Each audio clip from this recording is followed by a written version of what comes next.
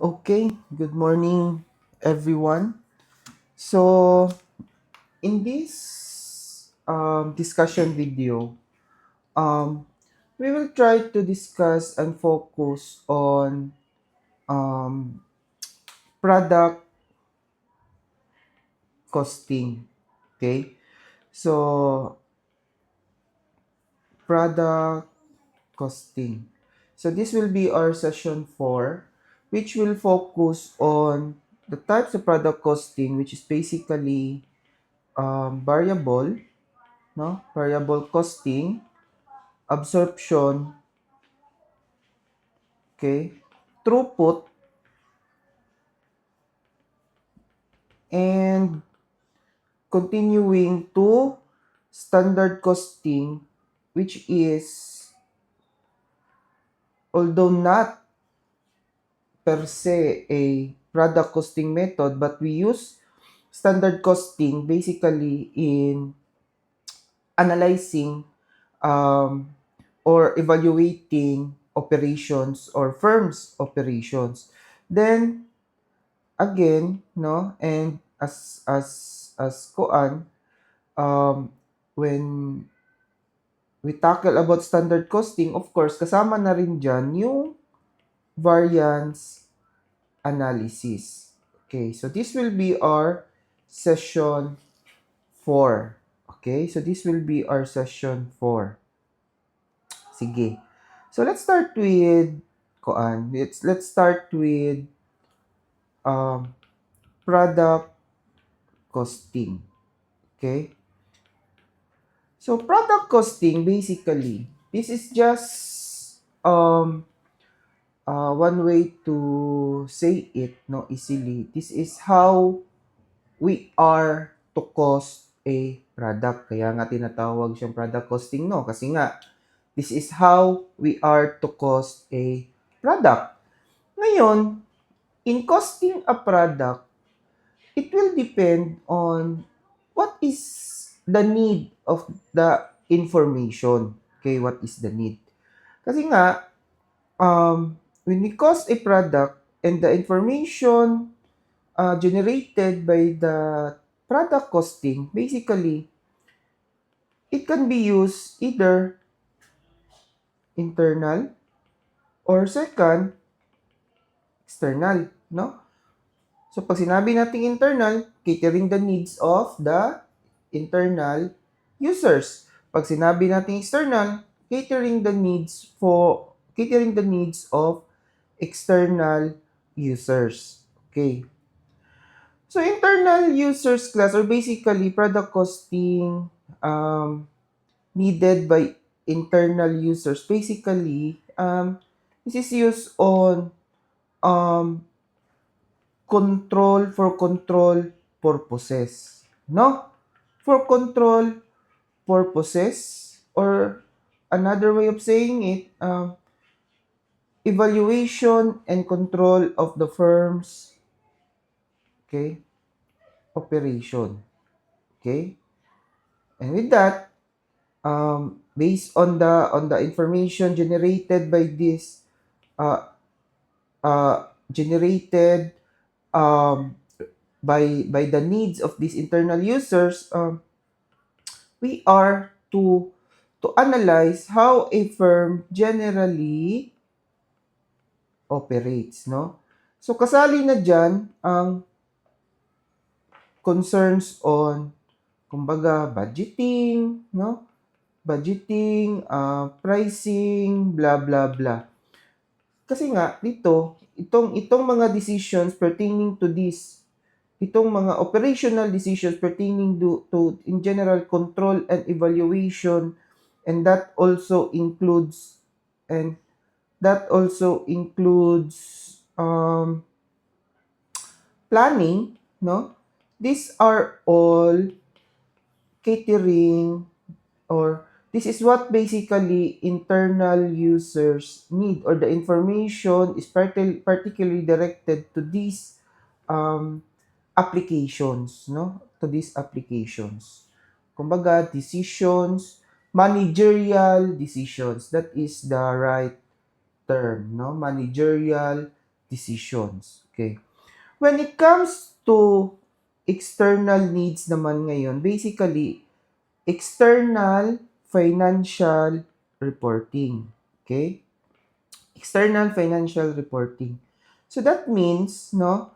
That means what is required by external users. So basically, isa sa mga or as part of regulation, right? No? As part of regulation or in short, para madali lang natin itong intindihin, what is needed by GAAP or by the standard framework covering, no, regulating external financial reporting. Okay.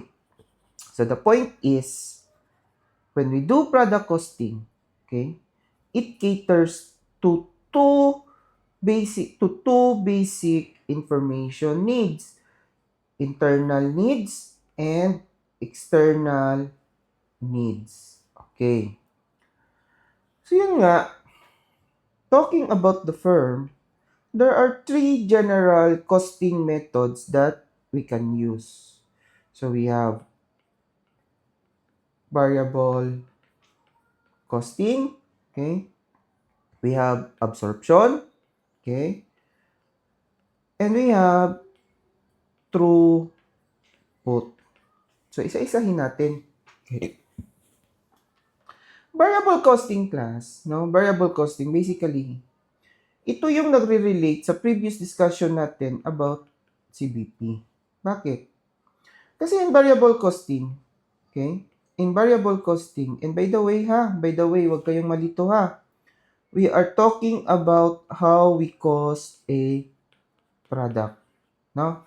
Let's put it kuan mo na. Let's settle that. No, we are costing a product. So in variable costing, ang sinasabi natin dito na ang included lang, no? Ang included lang sa product cost natin are all variable costs. So that means pag sinabi nating are all variable costs, ang kasama natin diyan is direct material, direct labor, and variable factory overhead.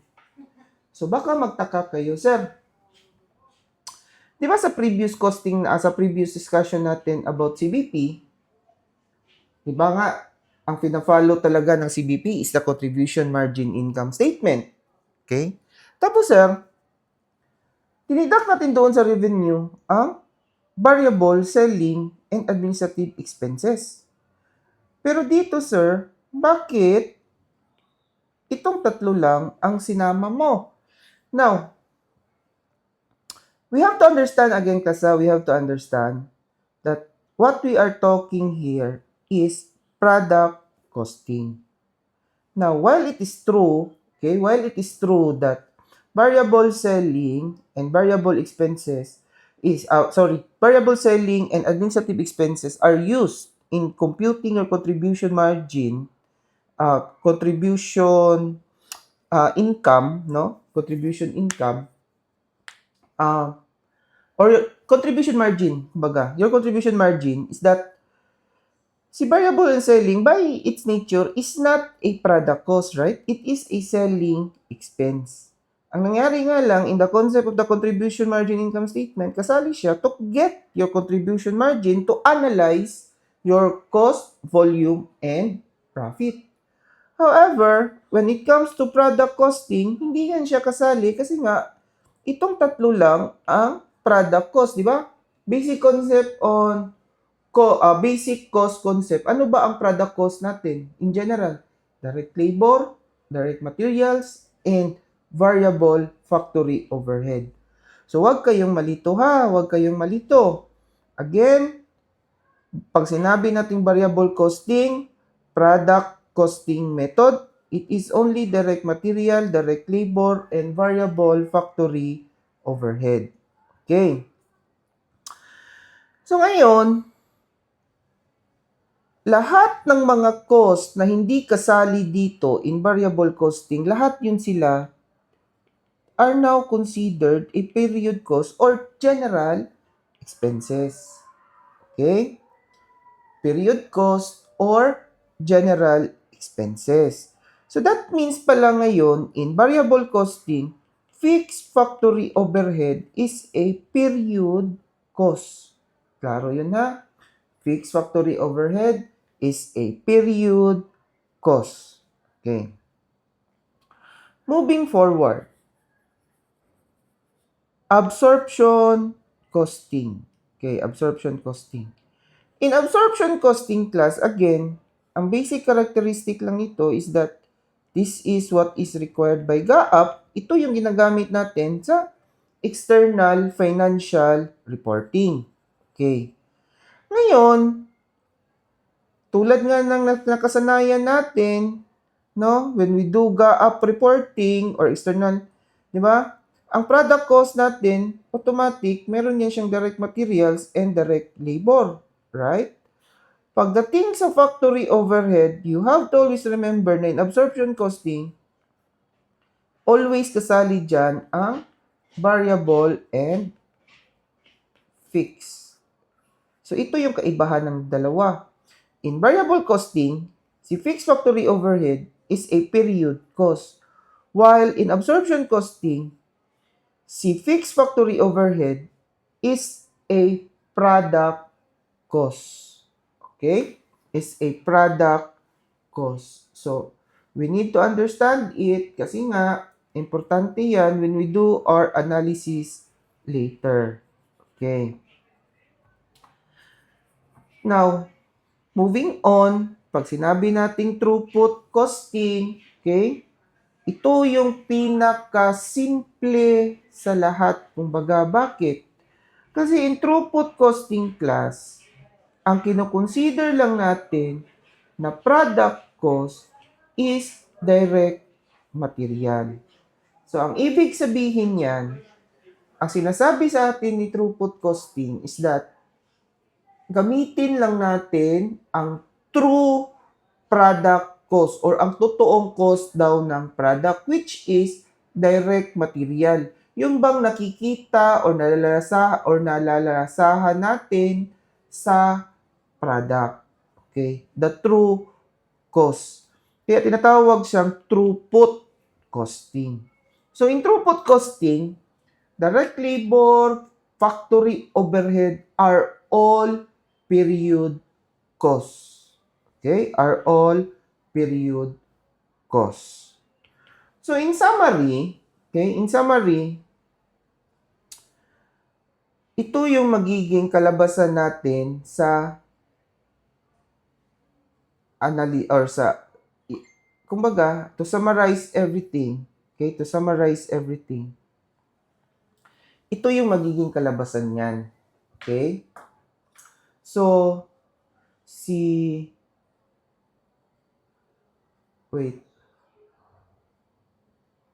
Okay.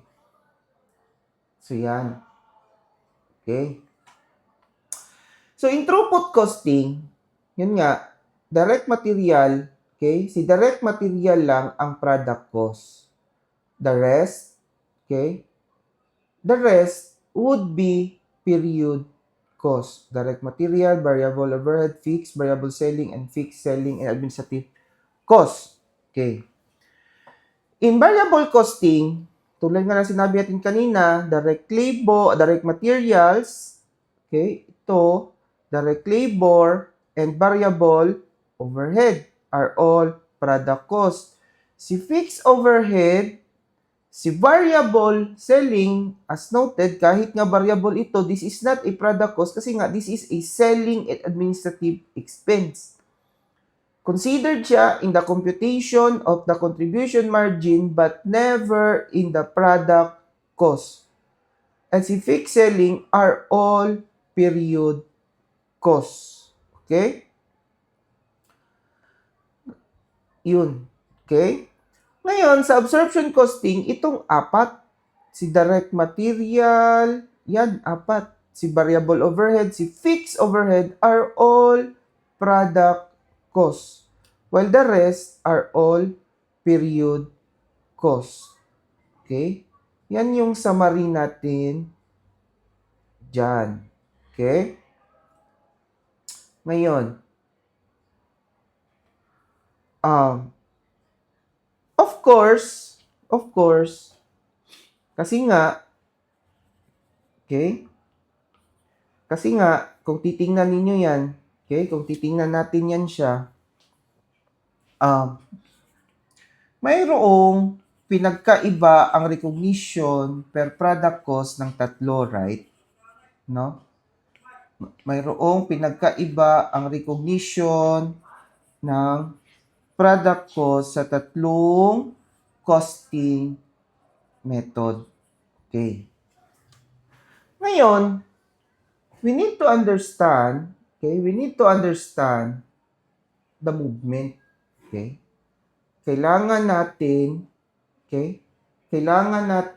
intindihin ang movement. Bakit?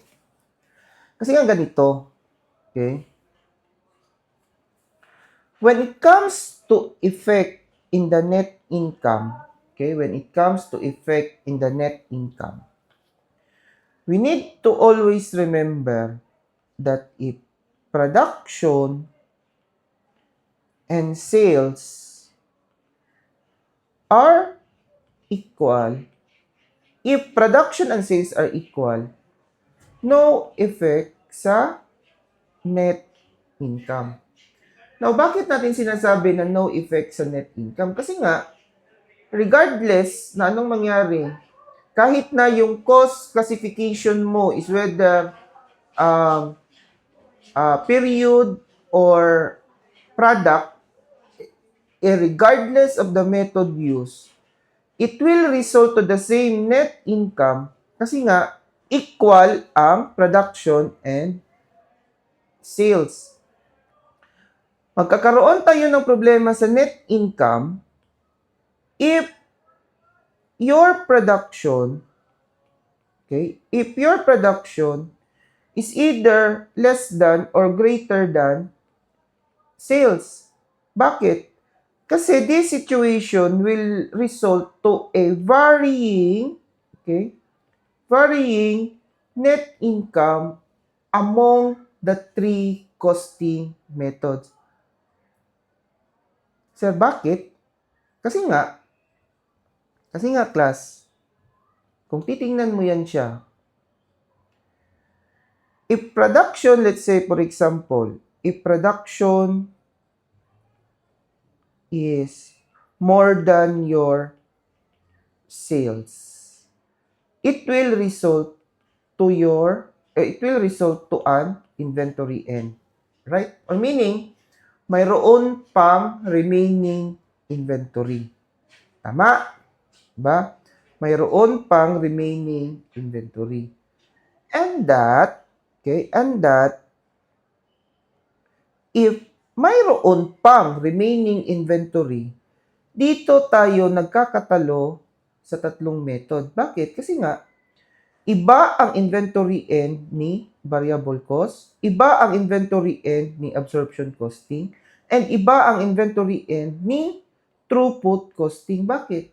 Kasi nga, iba ang recognition ng product cost. Kaya, in this situation ngayon,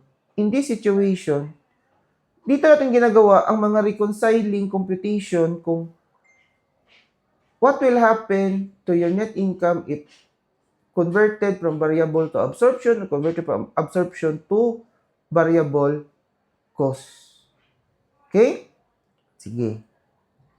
So, para mas maintindihan natin yan siya na concept, okay? Para mas maintindihan natin yan siya, let's do computations. Okay? Let's try to do this exercise 1. Yan. Okay. So, exercise 1 tayo. Okay? Exercise 1. So, for the first requirement, determine the unit cost, or basically product cost per unit.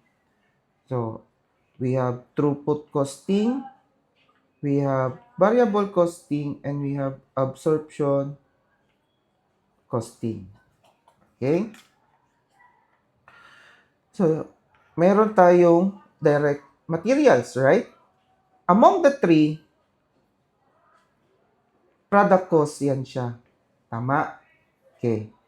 Then, meron tayong direct labor. Sa throughput costing, hindi. Sa variable cost, product cost, and sa absorption costing, product cost. Okay? Then, meron tayong factory overhead. So, meron tayong variable factory overhead. So, si variable factory overhead in throughput cost, that is a period cost. In variable costing, part yan siya sa product cost, and in absorption costing, part yan siya sa product cost. Okay? Then, meron tayong fixed factory overhead. Again, in throughput costing, hindi yan siya part ng product cost. In variable costing, hindi siya part ng product cost, but in absorption costing, part yan siya ng product cost. Now, for this particular exercise, let's try to compute muna magkano ba ang fixed factory overhead per unit.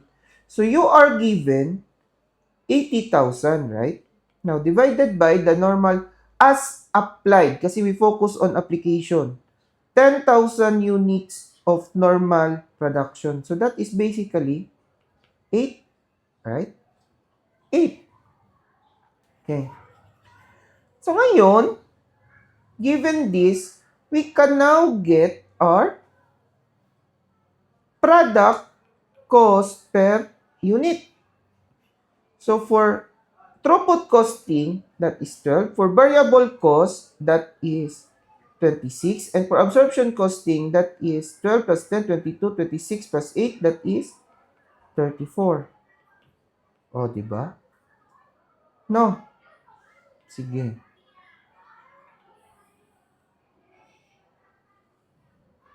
Okay. Yan. Next. Considering the following production and sales information for 4 years, compute the ending inventory and net profit under the following. Sige. So, let's try to compute the ending inventory and net profit. So, let's try muna. Oh, sige. So, we have sales. Okay? Ang sales natin dito, class, across the three methods. Okay? Across the three methods. Same yan siya na year 1 muna tayo ha. Year 1 will do year 1. Okay, we'll do year 1. You sold 9,000 units, right? Tapos, ang selling price mo, you have 40. So, for throughput, variable, and absorption, same yan siya na 9,000 times 40, you have 360,000. Okay. 360,000. Let's try to compute our cost of sales. Okay. Beginning inventory natin, kasi nga year 1 yan siya. Okay? Year 1. Wala. Okay? Year 1 tayo kaya nga walang beginning inventory. Pero, we have cost of goods manufactured. Okay, we have cost of goods manufactured. Ngayon, ang cost of goods manufactured natin dito will be based on production at for year 1, we have 10,000 units. Ngayon, ang cost of goods production, cost of goods manufactured mo na 10,000 units, ang cost nito will depend on what type of costing method yung ginamit. So, it's either 12, 26, or 34 yung gagamitin mo, right?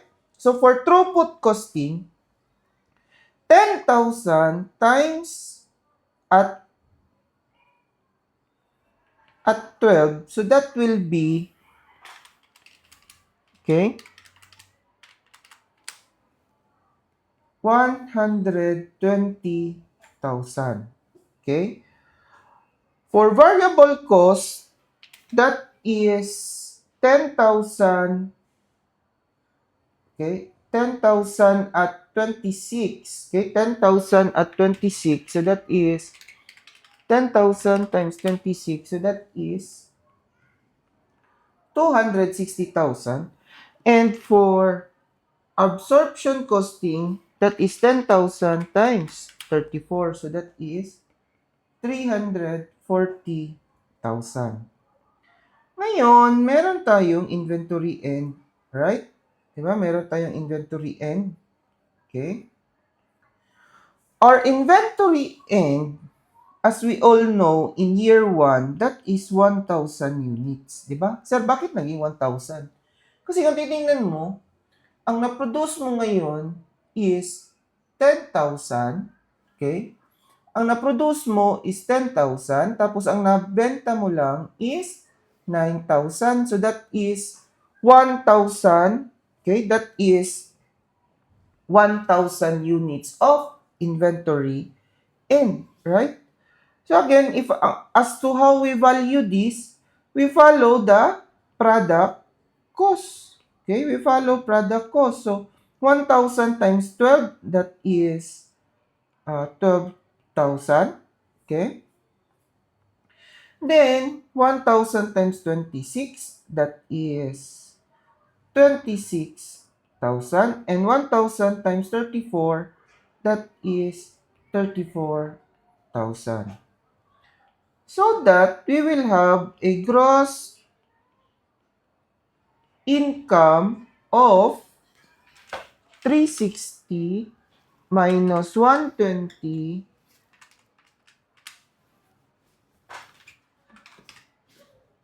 minus 120 plus 12. So you have 252,000 of gross income.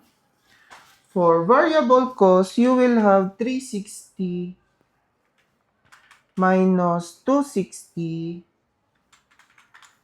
That is 126,000. And 360 minus 340 plus 34, that is 54,000. Okay. Now, huwag kayong malito. Bakit natin in-add ito? Kasi nga, we are talking about cost of sales. This is supposedly to be deducted sa cost of goods manufactured. Kaya, nasa positive sign yan siya. Okay? Ngayon, consideration of our period cost. Okay. Consideration of our period cost. Ngayon, or our selling or our period cost. Okay? Our general expenses. Now, in throughput costing, okay? In throughput costing, direct labor and factory overhead, variable or fixed. Okay, variable or fixed. Okay?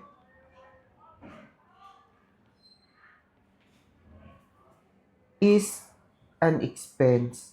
So ngayon, going back sa direct labor natin, okay, na 10 pesos, that is 10,000. What was produced? Times 10. So,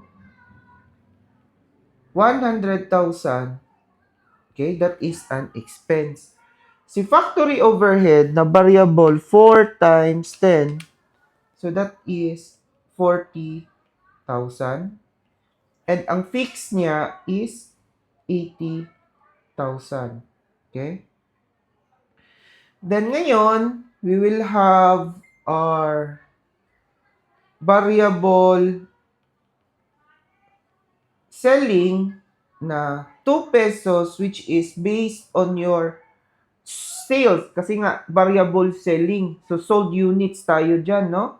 9,000 at 2 pesos. So, 9,000 times 2, that is 18,000.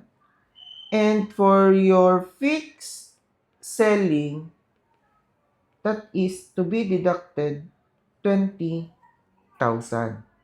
Okay? So with that, as to throughput costing, meron tayong net income ngayon na 252 minus 100 minus 40 minus 80 minus 18 minus 20. O, diba? A loss of 6,000. Okay? In variable cost, okay, in variable costing, hindi yan siya period. Si variable factory overhead, hindi rin period. Pero si fixed factory overhead is a period cost. Si variable selling is a period cost. Si fixed selling is a period cost. Okay?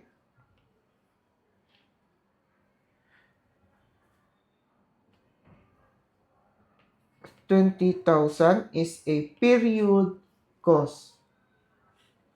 Kaya, 126 minus 80 minus 18 minus 20, you have 8,000 of net income.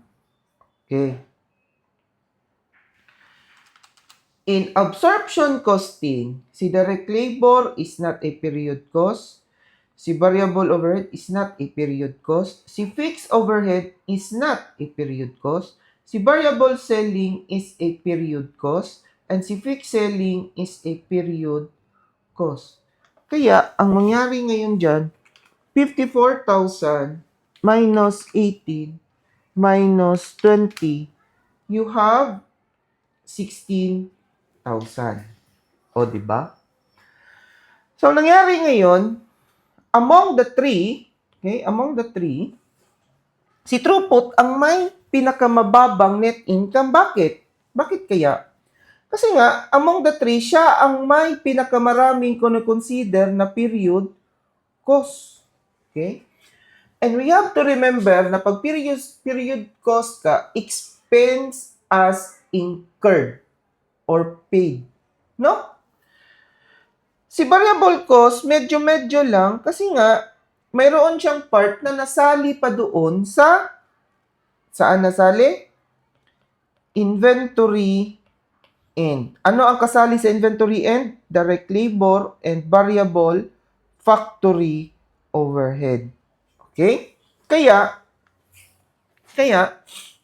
a difference of 8,000, a difference of 8,000 minus 6,000 negative, a difference of 14,000. Okay. Si absorption costing, okay, si absorption costing ngayon class, ito may pinakamataas na income. Bakit? Kasi nga, lahat ng product cost, regardless of fixed or variable, considered as, or kumbaga in short, mayroon portion doon na naka-tie up sa inventory and kaya mataas yung net income niya. A difference of 8,000 versus your variable costing. Okay? So ngayon, sir, Saan natin makikita, for example, if we want to check itong 14,000, we want to validate, we want to check kung saan yan siya nanggaling. Kung totoo ba na sa inventory end yan siya. Sige, let's try to check. Okay. Ang product cost mo, okay, ang product cost between throughput costing is 12, right? Di ba 12? To. And ang product cost mo sa variable costing, you have 26. Okay. So, 26 minus 12, that is 14 per unit. Right? Now, magkano nga yung number of units natin sa inventory? 1,000. So, 1,000 times 14. Magkano yan? Diba that is 14,000? Oh. See? So, nasa inventory end, ang difference talaga or ang major effect ng product costing. If hindi equal ang production between your sales in units. Okay? Now, for your variable and absorption, a difference of 8,000. Sige. So, for your variable costing, you have 26. For your absorption costing, that was 34, no? 34. Try natin. Okay, 34.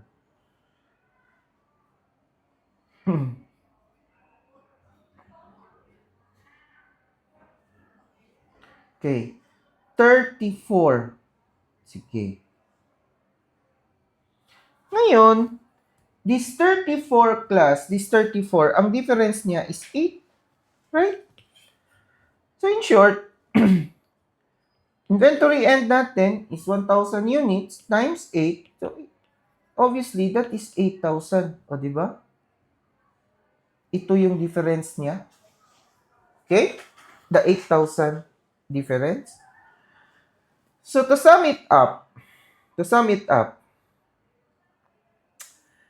if production is equal to sales, wala tayong difference sa net income. Okay? Bakit?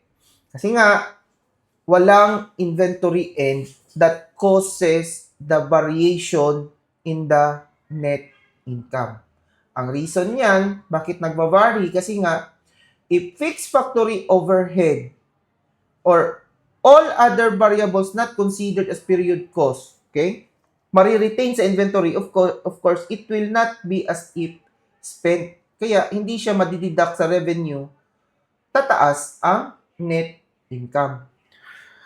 Pero, pag mayroon ng difference between production and sales, doon na mangyayari na may effect na sa net income kasi nga because of the fixed factory overhead or other factors not considered or not considered as period cost tied up in the inventory end. Okay? Kaya, yan din yung reason or yan din yung rationale on how we conduct or that is a foundational concept, no, na para mas madali lang sa ating tindihin if how are we going to conduct reconciliation between variable cost to absorption or absorption to variable cost. Kasi nga, titingnan lang talaga natin dyan, okay, magkano ang fixed factory overhead sa inventory end. Kasi nga, between the two, variable cost and absorption costing, fixed factory overhead ang nag-create ng difference. Okay, like for this example, no? For this example, if we want to reconcile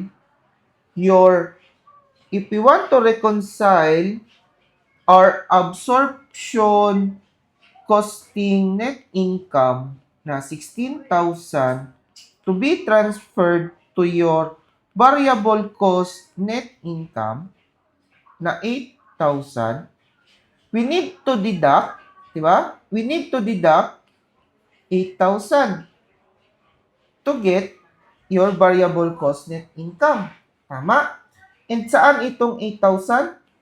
Inventory and na fixed factory overhead. Okay? So that is basically your absorption and variable costing and throughput costing. Okay?